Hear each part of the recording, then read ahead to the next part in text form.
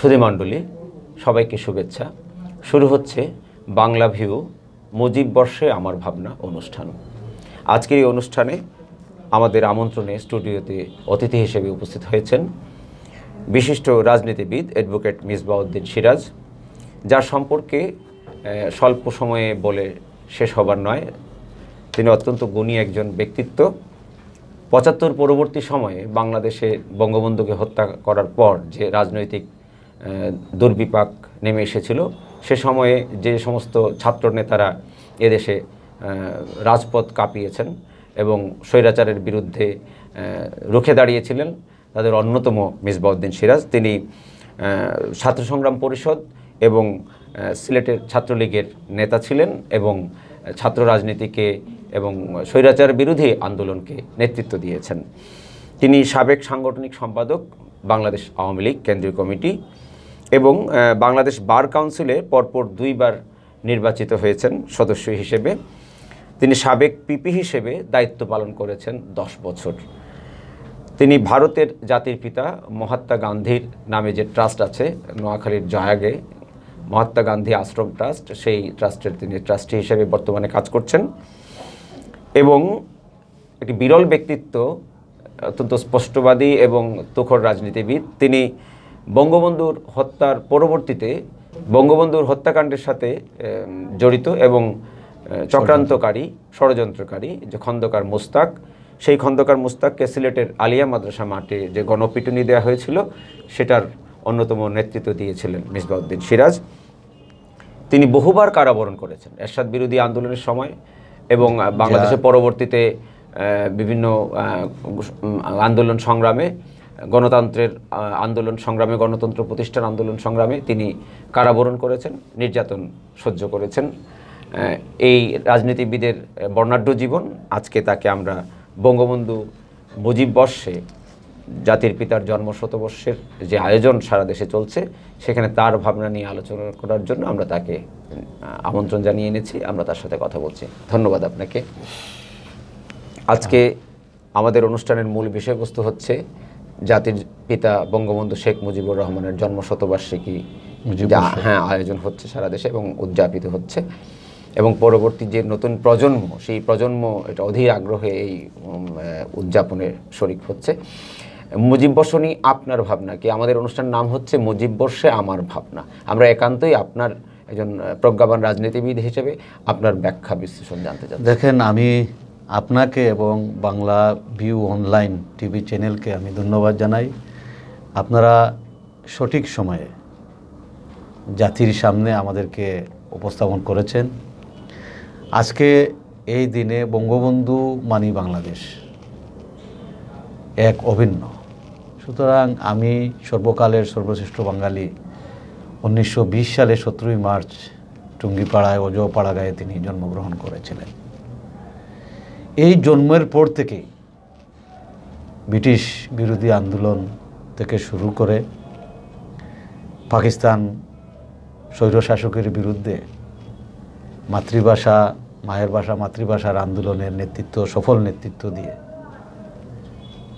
আন্দোলন সংগ্রাম করেছিলেন। 6 দফার 54 যুক্তফ্রন্ট নির্বাচন করেছেন, 66 সালে 6 দফার নেতৃত্ব দিয়েছেন, 69-এর গণঅভ্যুত্থান করেছেন। 70-এর নির্বাচনের মধ্যে দিয়ে মহান মুক্তিযুদ্ধের মাধ্যমে এই দেশ স্বাধীন করেছিলেন। পাকিস্তানের স্বৈরশাসনের প্রায় 24 বছর এত কঠিন শপথ নিয়ে যিনি এই আন্দোলন সংগ্রামের মধ্যে দিয়ে সমগ্র জাতিকে ঐক্যবদ্ধ করেছেন, সকল পেশার, সকল মতের, সকল পথের মানুষ সেদিন তার প্রতি আস্থা, বিশ্বাস রেখে তিনি বিশ্বাস অর্জন করেছিলেন বলেই 70 নির্বাচন করেছেন। 70 নির্বাচনে বিশাল সংখ্যাগরিষ্ঠতা পেয়েছিলেন বলেই তিনি ধাপে ধাপে মার্চ মাসের এই মার্চ মাসেই তিনি জন্মগ্রহণ করেছিলেন। মার্চ মাসের 1 তারিখ থেকে 1 তারিখেই যখন জাতীয় সংসদ অধিবেশন স্থগিত করা হলো এই আগাম, তখন থেকেই মানুষ ফেটেছিল। 2 তারিখে ঢাকা বিশ্ববিদ্যালয়ে জাতীয় পতাকা বাংলাদেশের পতাকা উত্তোলন করা হয়েছে, 3 তারিখে ইস্তেহার দেওয়া হয়েছে, 7 তারিখে জাতির উদ্দেশ্যে ভাষণ দিয়েছেন। এই 18 মিনিটের ভাষণ যে দিয়েছিলেন, সেই ভাষণটি আজকে সারা দুনিয়ায় সেটাকে অলিখিত সর্বশ্রেষ্ঠ ভাষণ হিসাবে স্বীকৃতি দিয়েছে। হ্যাঁ, স্বীকৃতি দিয়েছে। সুতরাং সেই জাতির পিতার আমরা আজকে জন্মবার্ষিকী মুজিববর্ষ আমরা পালন করব। এটা আমি মনে করি, আমি অত্যন্ত গর্বিত, অত্যন্ত আনন্দিত যে এই কারণে আমরা যে জাতি, বাঙালি জাতির স্রষ্টা, দেশের স্রষ্টা, দেশপ্রেমিক নেতা, জাতীয়তাবাদী নেতা, আন্তর্জাতিক নেতা, যিনি আন্তর্জাতিকভাবে তিনি কথা বলেছিলেন যে বাংলাদেশ, সমগ্র বিশ্ব আজকে 2 ভাগে বিভক্ত, এক ভাগে শোষক, এক ভাগে শোষিত, আমি শোষিতের পক্ষে তিনি গর্জে উঠেছিলেন, সারা দুনিয়াকে তাক লেগে দিয়েছিলেন। সেই নেতার জন্মবার্ষিকী আমরা পেয়েছি। শুধু তাই নয়, আজকে শুধু তাই নয়, আমরা আজকে তার জন্মবার্ষিকী আমরা শুরু করছি। যদিও করোনা ভাইরাস এইটার জন্য আমাদের অনেক সীমিত করা হয়েছে। জনগণের স্বার্থে আমাদের প্রিয় প্রধানমন্ত্রী শেখ হাসিনা ঘোষণা দিয়েছেন, জনগণ আসল ক্ষমতার উৎস, জনগণের সেবার জন্যই, জাতির জন্যই আওয়ামী লীগ প্রতিষ্ঠা হয়েছে। আর সেই প্রতিষ্ঠা, তার জন্মবার্ষিকী আমরা পালন করতে পারি, কিন্তু জনগণকে নিয়েই তো আমরা করতে চাই, যেহেতু তিনি জনগণের নেতা ছিলেন, বাঙালি জাতির নেতা ছিলেন, বিশ্ব নেতা ছিলেন। তো আমরা এই কারণে আমরা মনে করি আনন্দিত এবং গর্বিত, কারণ 1949 সালে বাংলাদেশ আওয়ামী লীগ প্রতিষ্ঠা লাভ করেছে। ধারাবাহিকভাবে এই আওয়ামী লীগের নেতৃত্ব দিয়েছেন এবং তার সাথে জাতীয় নেতারা ছিলেন, বিভিন্ন অঞ্চল থেকে নেতারা ছিলেন। তারা একটা প্রেরণা নিয়ে, একটা উৎসাহ নিয়ে, একটা উদ্দীপনা নিয়ে বঙ্গবন্ধুর প্রতি আস্থা রেখে তারা আন্দোলন করেছিলেন। সকল আন্দোলনই সফল হয়েছে। তারা আজকে এই সফলতা বা ভাষা আন্দোলনের যে সফলতা হয়েছে, আজকে সমগ্র বিশ্ব, ইউনেস্কো বাংলাদেশের মাতৃভাষা বাংলা ভাষাকে স্বীকৃতি দিয়েছে, আন্তর্জাতিক ভাষা হিসাবে স্বীকৃতি দিয়েছে এবং সেই আন্তর্জাতিক দিবস, ভাষা দিবস পালন করছে। জাতির শ্রেষ্ঠ বক্তব্য সেটাও স্বীকৃতি আদায় করেছে। আজকে মহা আকাশে জাতির জনক বঙ্গবন্ধুর নামে স্যাটেলাইট উৎক্ষেপণ করা হয়েছে। এটা কম কথা নয়, এটা বঙ্গবন্ধুর কারণেই সেটা সম্ভব হয়েছে। 1975 সালে 15ই আগস্ট যখন তাকে নির্মমভাবে হত্যা করা হলো, তার পরিবারের সদস্যদেরকে হত্যা করা হলো, তার আত্মীয় স্বজনদেরকে হত্যা করা হলো। সেই সময় হত্যার পর আমাদের বেঁচে যাওয়া, দেশের বাইরে থাকা আমাদের প্রিয় নেত্রী মাননীয় প্রধানমন্ত্রী শেখ হাসিনা জীবিত রয়েছেন, তা ওনার ছোট বোন শেখ রেহানা জীবিত রয়েছেন। তারা জীবিত থাকার কারণে আজকে আমরা সেই অনুপ্রেরণা নিয়ে আমরা 1975 সালের পর আমরা আবার নতুনভাবে বঙ্গবন্ধু আওয়ামী লীগ গঠন করার আগে ছাত্রলীগকে 1948 সালে 4 জানুয়ারি জন্ম দিয়েছিলেন। সেই ছাত্রলীগের 1975 সেই ছাত্রলীগের আমরা নেতারা ঐক্যবদ্ধভাবে সিলেট বিভাগে আমরা আন্দোলন সূচনা করেছিলাম। তখন অনেক নেতাদেরকে খুঁজে পাইনি। তবে আজকের এই দিনে, আমি কথা প্রসঙ্গে আসছি, আজকের এই দিনে বঙ্গবন্ধু সহ তার সাথে যারা জাতির জন্যে, দেশের জন্যে, স্বাধীনতার জন্যে জীবন দিয়েছেন, মুক্তিযুদ্ধ করেছেন, নির্যাতিত হয়েছেন, মা বোনেরা ইজ্জত দিয়েছে, গণহত্যা অনেক সময় হয়েছে, তাদের সকলের প্রতি আমি আজকের দিনে শ্রদ্ধা জানাই। তাদের বঙ্গবন্ধুর আমলের একটি পার্ট, এই পার্টকে 75-এর পরে সেই পার্টের যারা বঙ্গবন্ধুর সাথে ছিলেন তারা অনেকেই দুনিয়াতে চলে গেছেন, অনেকেই কারাবরণ করেছেন, নির্যাতন ভোগ করেছেন, অনেকেই বেইমানি করেছেন, অনেকেই মুনাফিকি করেছেন। যারা বেইমানি করেছেন, মুনাফিকি করেছেন, এরা আস্থা করে নিক্ষিপ্ত হয়েছে। আবার নতুনভাবে বাংলাদেশ ছাত্রলীগের, সারা বাংলাদেশের ছাত্রলীগের নেতা কর্মীরা সেই উৎসাহ, সেই প্রেরণা নিয়ে, সেই বঙ্গবন্ধুর প্রেরণা নিয়ে জাগ্রত হয়েছিল। সারা বাংলাদেশে আমরা ছাত্র আন্দোলন শুরু করেছিলাম, যার ফলশ্রুতিতে স্বৈরাচার বিরোধী আন্দোলন, যার ফলশ্রুতিতে খন্দকার মোস্তাক বিরোধী আন্দোলন, জিয়া বিরোধী আন্দোলন, এইসব হত্যাকাণ্ডের ৭৫ সালে ১৫ই আগস্টের পর সেই সব হত্যাকাণ্ডের বিচার বাংলার মাটিতে হবে না। মহান জাতীয় সংসদে তারা কালো আইন করেছিল। জাতীয় 4 নেতাদেরকে কারাগারে নভেম্বরে হত্যা করা হয়েছে, তাদের বিচার হবে না। সেই সব নিয়ে আমরা একটা কঠিন সময়, একটা কঠিন চ্যালেঞ্জ ছিল। জয় বাংলা স্লোগান আজকে সর্বোচ্চ আদালতে রায় দিয়েছে। জয় বাংলা স্লোগান এটা জাতির স্লোগান, এটা জাতীয় স্লোগান, সমগ্র জাতির রাষ্ট্রীয় স্লোগান, রাষ্ট্রীয় স্লোগান হিসাবে স্বীকৃতি দিয়েছে। আমরা সেই সময় আমাদেরকে শহীদ মিনারে যেতে দেওয়া হতো না, ফুল দিতে দেওয়া হতো না, বঙ্গবন্ধুর জয় বাংলা স্লোগান দিতে হতো না। সেই সময় আমরা করেছি। তৎকালীন কিছু কিছু নেতারা দূরে সরে গিয়েছিলেন। তখন ছাত্রলীগই বঙ্গবন্ধু যে ধ্যান ধারণা, যে চিন্তাধারা, যে আমার ছাত্রলীগ, আমার যুব সমাজ, আমার ছাত্র সমাজ যতদিন থাকবে তারাই দেশকে মূল পথে নিয়ে আসবে, আমরা সেই পথেই অগ্রসর হয়েছিলাম। আরও দীর্ঘ ২০ বছর আমরা শেখ হাসিনার নেতৃত্বে আন্দোলন করেছি। আন্দোলনে আমরা সফল হয়েছি। আমরা শেখ হাসিনা, বঙ্গবন্ধু কন্যা শেখ হাসিনার নেতৃত্বে আমরা ৭৫ সালের ঘাতকদের বিচার করতে পেরেছি, স্বাধীনতা বিরোধী যুদ্ধ অপরাধীদের বিচার করতে পেরেছি, জঙ্গিদের বিচার করতে পেরেছি, সন্ত্রাসীদের বিচার করতে পেরেছি। যুদ্ধ অপরাধীদের বিচার ক্রমান্বয়ে চলছে। জেলায় উপজেলা পর্যন্ত যুদ্ধ অপরাধীর বিচার হবে। সুতরাং সেই প্রক্রিয়াধীন আছে। এটা সম্ভব হয়েছে আমাদের সেই বঙ্গবন্ধুর রেখে যাওয়া ছাত্র সংগঠন, বাংলাদেশ ছাত্রলীগের নেতা কর্মীরা যে কঠিন ইস্পাত মনোভাব নিয়ে বঙ্গবন্ধুর আদর্শকে সামনে রেখে আন্দোলন সংগ্রাম করেছিল। এতে আমাদের ছাত্রলীগের অনেক ক্ষয়ক্ষতি হয়েছে, অনেক হাজার লক্ষ লক্ষ ছাত্রদের মৃত্যুবরণ করেছে, প্রাণ দিয়েছে, রক্ত দিয়েছে। কারণ আমি স্বাধীনতার এই পর্যন্ত আমি 2 ভাগে ভাগ করতে চাই। একটা ভাগ বঙ্গবন্ধুর আমল, একটা ভাগ আমাদের প্রিয় প্রধানমন্ত্রী শেখ হাসিনার আমল। বঙ্গবন্ধু 24 বছর পাকিস্তানি স্বৈরশাসকের বিরুদ্ধে আন্দোলন করে জাতিকে ঐক্যবদ্ধ করেছিলেন। ঠিক তেমনিভাবে আমরা আরও 20 বছর 21 বছর আন্দোলন সংগ্রাম করে শেখ হাসিনার নেতৃত্বে, বঙ্গবন্ধুর রক্ত যার শরীরে, তার নেতৃত্বে বঙ্গবন্ধু কন্যা শেখ হাসিনার সমগ্র জাতিকে ঐক্যবদ্ধ করেছেন। এখন এই যে গত 2019 সালে যে নির্বাচন হলো, সেই নির্বাচনে দেখেছেন সমগ্র জাতি কিন্তু, সকল পেশার মানুষ, সকল মতের মানুষ, সকল ক্ষেত্রে যে ক্ষেত্রে আছে সকলেই বলেছে বঙ্গবন্ধুর কন্যা শেখ হাসিনার বিকল্প নেই। এক সময় বঙ্গবন্ধুর বিকল্প নেই, তার পরবর্তীতে শেখ হাসিনার বিকল্প নেই। কিন্তু এখন পুরো আমাদের বিষয়বস্তু যেহেতু মুজিব বর্ষে আমার ভাবনা এই শিরোনাম, সেক্ষেত্রে এই যে গোটা ইতিহাসটা আপনি বললেন এবং আপনাদের ত্যাগ তিতিক্ষা সংগ্রামের কথা বললেন, সামগ্রিক বিষয়টি বিবেচনা করে যদি সারাংশ আজকে এর ফলশ্রুতিতে আজকের অবস্থানে দাঁড়িয়ে মুজিব বর্ষের এই যে উদযাপন, সেখানে আপনার ভাবনা? আমার ভাবনা হলো যে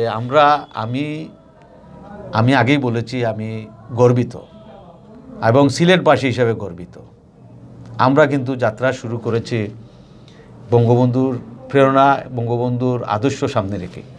আমরা এই বিশেষ করে জাতির পিতা বঙ্গবন্ধু শেখ মুজিবুর রহমানের খুনি খন্দকার মোস্তাক বেঈমান, সে বঙ্গবন্ধুর খুব কাছাকাছি ছিল, সেই মোস্তাক সিলেটের মাটিতে এসেছে।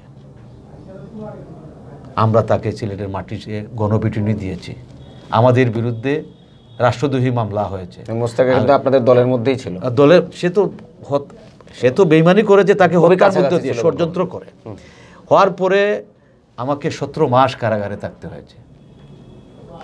আমি জিয়া বিরোধী আন্দোলন, মোস্তাক বিরোধী আন্দোলন, স্বৈরাচার বিরোধী আন্দোলন, এরশাদ বিরোধী আন্দোলন, খালেদা জিয়া বিরোধী আন্দোলন, জঙ্গি বিরোধী আন্দোলন, সিলেটে ন্যায়সংঘ, সকল আন্দোলনের নেতৃত্ব দিয়েছি এবং কারাবরণ করেছি আমার সাথে অনেক ছাত্রনেতারা।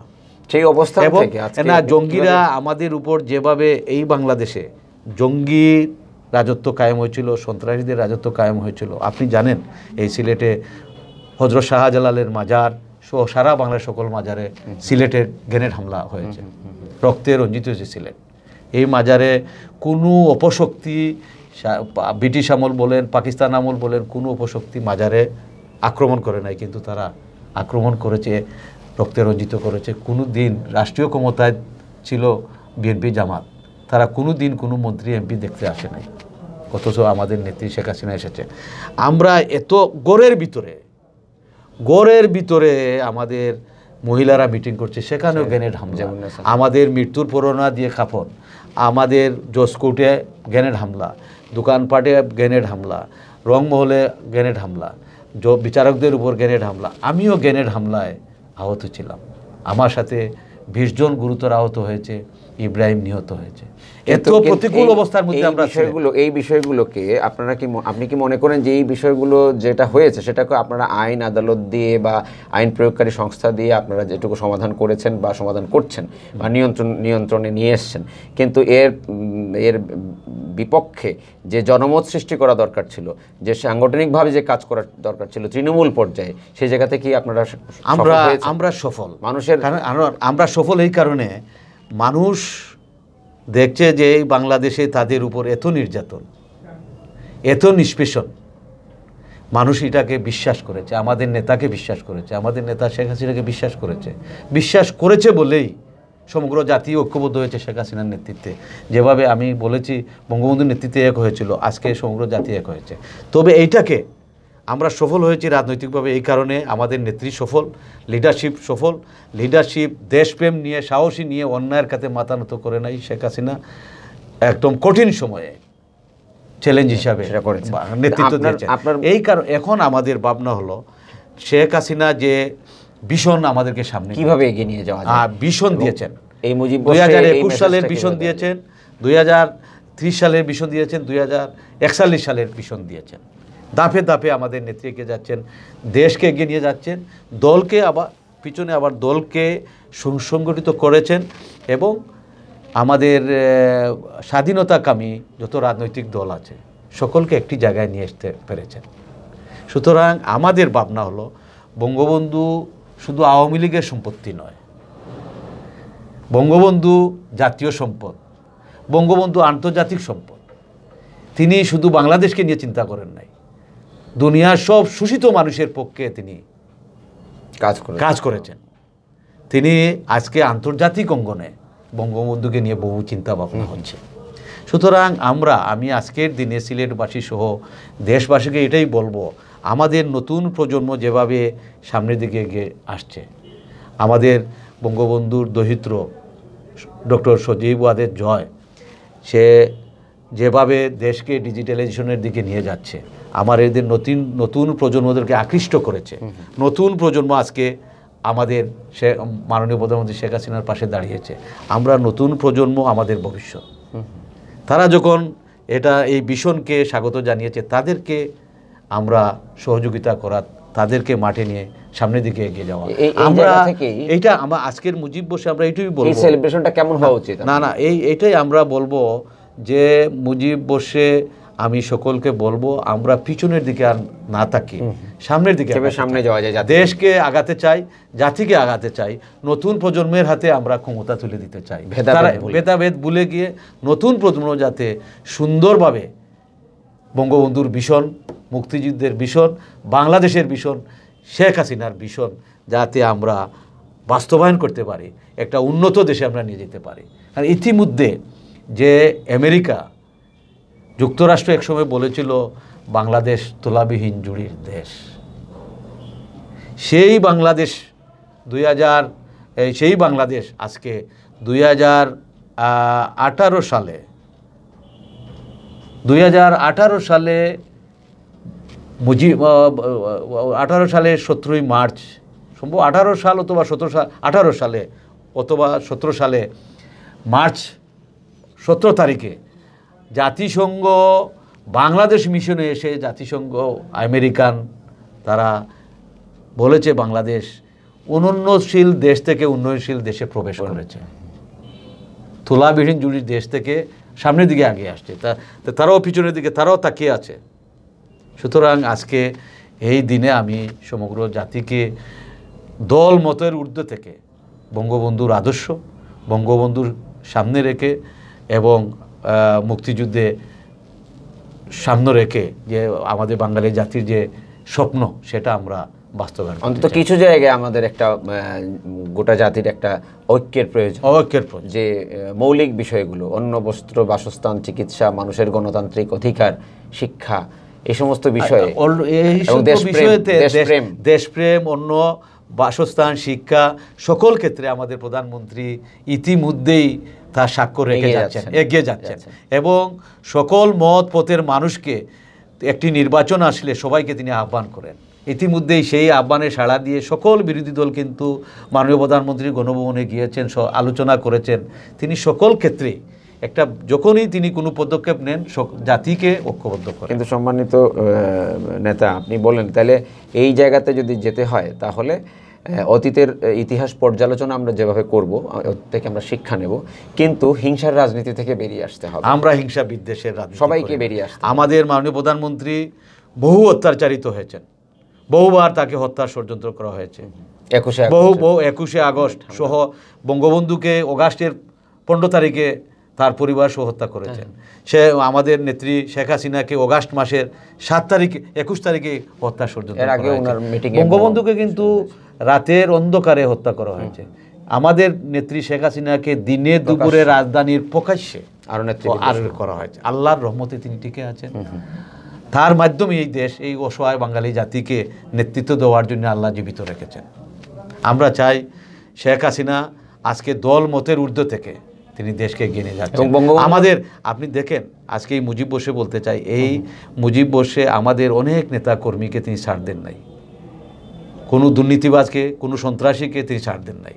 ওনাদের কারাগারে যেতে হচ্ছে, শাস্তি পেতে হচ্ছে, কোনো জায়গায় কোনো কম্প্রোমাইজ নাই। তিনি কোনো সন্ত্রাসী, কোনো অস্ত্রধারী, কোনো মাদকসেবী কাউকে তিনি নিজের দলের হলেও তিনি শাস্তি দিচ্ছেন। অভিযান শুরু করেন। দেশটাকে গড়তে হলে নিজ থেকে আগে গড়তে হবে, নিজের গড় থেকে তিনি শুরু করেছেন। সুতরাং আমরা আজকে আবারও বলছি, আমরা সিলেটবাসী গর্বিত। খন্দকার মোস্তাকের বিচারের আগে কিন্তু সিলেটে বিচার হয়েছে, সিলেটের ছাত্র সমাজ সেটার বিচার করেছে। তো আজকের যে আমরা মুজিব বর্ষ উদযাপন করছি, বিভিন্ন শিক্ষা প্রতিষ্ঠানে হচ্ছে, সরকারি অফিস আদালতে হচ্ছে, সমস্ত দেশ হচ্ছে, কিন্তু টেলিভিশন চ্যানেলগুলো করছে। সেলিব্রেশনে আমরা কি মেসেজ রাখতে পারি নতুন প্রজন্মকে, দেশবাসীকে আমরা কি দিতে পারি? আপনার ভাবনার মধ্যে কি ব্যতিক্রমী কি আছে? না, আমার ভাবনা ব্যতিক্রমী এইটাই মুজিব বর্ষ নিয়ে, যে আমরা যে বাঙালি জাতি দিশাহারা জাতি ছিলাম, সেই দিশাহারা জাতিকে পথ দেখানোর জন্য আল্লাহ রাব্বুল আলামিন 1920 সালে 17 মার্চ বঙ্গবন্ধুকে জন্ম দিয়েছিলেন বলেই আমরা একটা দিক নির্দেশনা পেয়েছি। এই জন্ম হয়েছিল বলেই বাঙালি জাতি আজকে মাথা উঁচু করে সমগ্র বিশ্বে বাঙালি জাতি রাষ্ট্রের বাঙালি জাতি প্রতিষ্ঠা লাভ করেছে।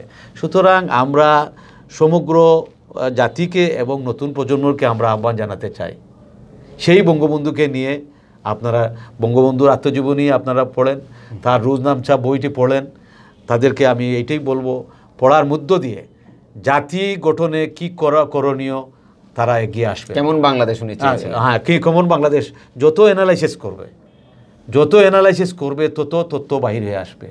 বঙ্গবন্ধু একজন কাঠি মুসলমান ছিলেন, কাঠি দেশপ্রেমিক ছিলেন, ধর্মনিরপেক্ষ ব্যক্তি ছিলেন এবং সকল ক্ষেত্রে, যে ক্ষেত্রেই বলি আমরা ওই যে 7ই মার্চের ভাষণটা 18 মিনিটের ভাষণ, কিন্তু এই ভাষণের উপর দীর্ঘ সময় কথা বলা যায়, তার প্রত্যেকটা শব্দ বিশ্লেষণ করলে বঙ্গবন্ধুকে বুঝতে গেলে আধ্যাত্মিকভাবে আল্লাহ রাব্বুল আলামিন বাঙালি জাতির জন্য একটা উপহার দিয়েছিলেন।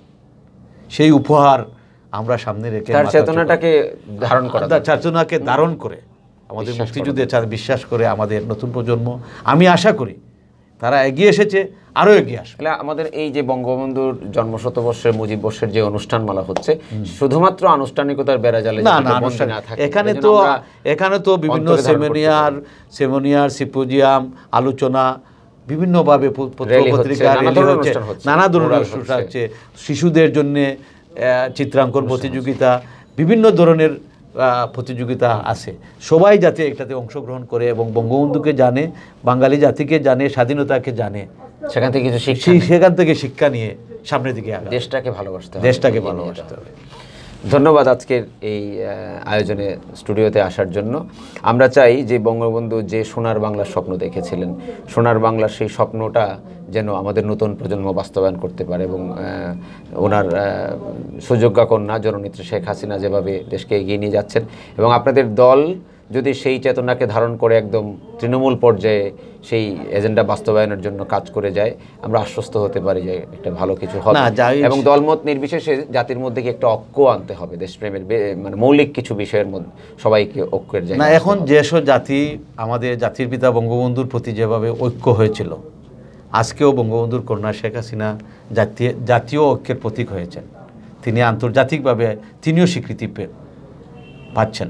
সুতরাং সেই নেতার সেই কন্যা, সুযোগ্য কন্যার নেতৃত্বে সমগ্র জাতি আজ নতুন প্রজন্ম যেভাবে এগিয়ে এসেছে, আমার জ্ঞানী বিজ্ঞানী সমাজের সকল স্তরের মানুষ কিন্তু আপনি দেখবেন, আপনি বুদ্ধিজীবী মহলে বলেন, বিভিন্ন মহলে, পেশাজীবী মহলে বলেন, বিভিন্ন পেশার মতের ব্যবসায়ী মহলে বলেন, সবাই ঐক্যবদ্ধ যে এই বাংলাদেশকে গড়তে হলে, বঙ্গবন্ধুর বাংলাদেশকে গড়তে হলে, মুক্তিযুদ্ধের বাংলাদেশকে গড়তে হলে শেখ হাসিনার বিকল্প নেই। সবাই শেখ হাসিনার অর্থনৈতিক মুক্তিটা খুব জরুরি। অর্থনৈতিক মুক্তি। এখনো বাংলাদেশে কিছু মানুষ আছে যারা চিকিৎসা পায় না, খাবার পায় না, বাসস্থান নেই, এখনো এই জায়গাটা আমাদের দেখতে হবে। সকল ক্ষেত্রে না, চিকিৎসা ক্ষেত্রে বিশাল অবদান রেখেছেন। উন্নতি তো হয়েছে, কিন্তু আমি বলছি কিছু মানুষ এখনো আছে যারা জীবন যুদ্ধে আছে, এটা জীবন একটা সামনের দিকে এগিয়ে আসে।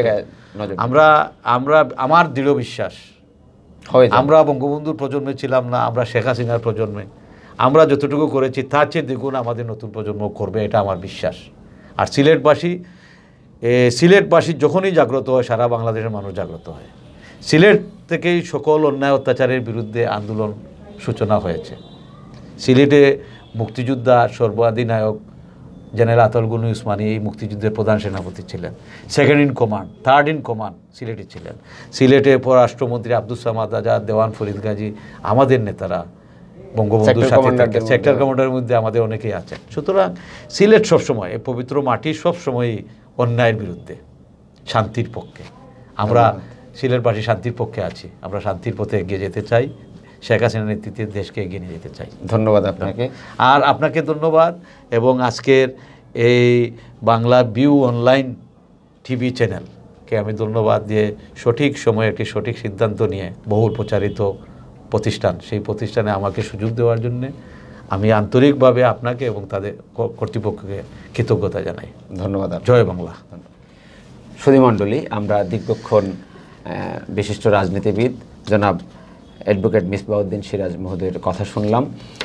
বঙ্গবন্ধুর মতো একজন মহান নেতা, একজন বিশ্বের শোষিত মানুষের, মুক্তিকামী মানুষের অবিসংবাদিত নেতা হঠাৎ করে একটি জাতিতে জন্ম হন না। এই বাঙালির রয়েছে হাজার বছরের ইতিহাস, সংস্কৃতি, স্মৃতি, শ্রুতি, সংগ্রাম, স্বপ্নের ইতিহাস।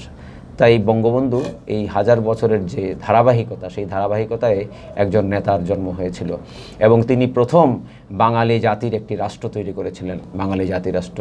শুধুমাত্র বঙ্গবন্ধু যদি এটা বলি যে বঙ্গবন্ধু বাঙালি জাতি রাষ্ট্র তৈরি করেছেন, কিন্তু পাশাপাশি উনি বাঙালি এই যে জাতিরাষ্ট্র, সেখানে বাঙালি, অবাঙালি, ক্ষুদ্র নৃগোষ্ঠী, হিন্দু, মুসলিম, বৌদ্ধ, খ্রিস্টান সবাইকে নিয়ে একটু উদারনৈতিক, বিজ্ঞান মনস্ক সোনার বাংলাদেশ গড়ার চিন্তা করেছিলেন। সেই জায়গা থেকে এই নেতা আমাদের সকলের বরণীয়, আমাদের শ্রদ্ধার জায়গায় উনি আসন গেড়েছেন আমাদের প্রতিটি হৃদয়ে। আমরা এই মুজিববর্ষের প্রতিটি আয়োজনে আমরা আমাদের জাতি গঠনের জন্য, বাংলাদেশকে এগিয়ে নিয়ে যাওয়ার জন্য যে মৌলিক বিষয়গুলো, সেই জায়গায় সকলের ঐক্য হোক, দেশপ্রেম জাগরিত হোক, সত্যিকার অর্থেই এই দেশ সুখী সমৃদ্ধ সোনার বাংলা গড়ে উঠুক, এই কামনা নিয়ে আজকের পর্ব শেষ করছি। ধন্যবাদ সবাইকে।